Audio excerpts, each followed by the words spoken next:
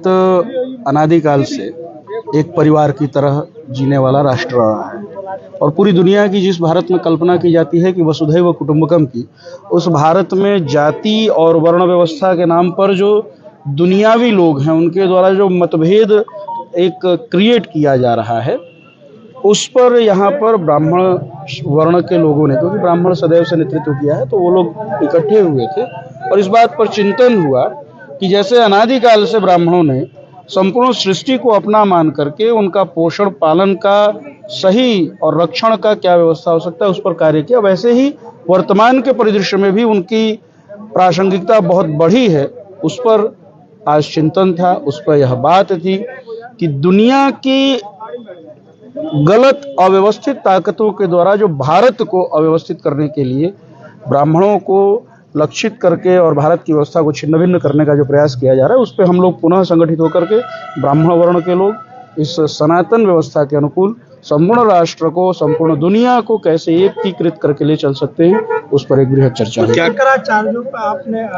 बोला है राम मंदिर पे जो, देखिए, मैंने शंकराचार्यों पर नहीं बोला है, मैंने उन गलत लोगों पर बोला है जो लोग अपने आप को शंकराचार्य कहते हैं। आप प्रबुद्ध जन हैं और मुक्तेश्वरानंद जी के ऊपर जो है सुप्रीम कोर्ट का स्टे है, तो उन्हें स्टेटमेंट देना चाहिए कि I am not a Shankaracharya. और एक श्रीमान निश्चलानंद जी हैं, तो उनका वीडियो है, कहिए तो मैं आप लोगों को भेज दूंगा, जिसमें वो स्वयं कह रहे हैं कि चोरी छुप के मेरा अभिषेक कर दिया गया और मैं शंकराचार्य बन गया। जिस समय पूरा राष्ट्र अव्यवस्थित था, राम मंदिर, एक प्रधानमंत्री की हत्या हुई थी, उस 90 से 92 93 के बीच में एक अव्यवस्थित रूप से, और वो स्वयं कह रहे हैं कि मुझे चोरी छुप के बनाया गया, तो ये दोनों लोग पूर्णतः हमारे दृष्टि में तो शंकराचार्य पद पर नहीं है। बाकी इन लोगों ने किस तरह से ये क्रिएट किया है मार्केट के माध्यम से, हमसे बेहतर आप समझ सकते हैं। सुप्रीम कोर्ट की जजमेंट है, स्टे ऑर्डर है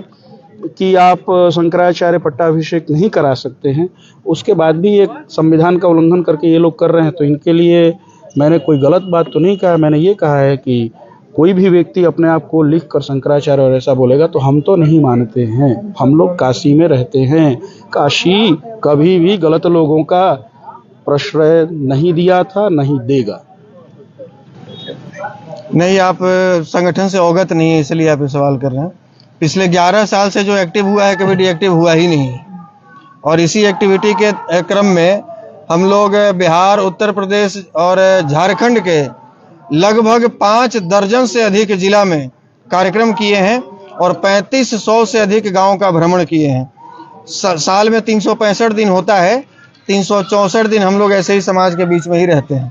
तो ये जानकारी के अभाव में आप सवाल किए हैं। बाकी चुनाव आते जाते रहेंगे, चुनाव तो कभी एमएलसी होगा, फिर विधानसभा हो जाएगा,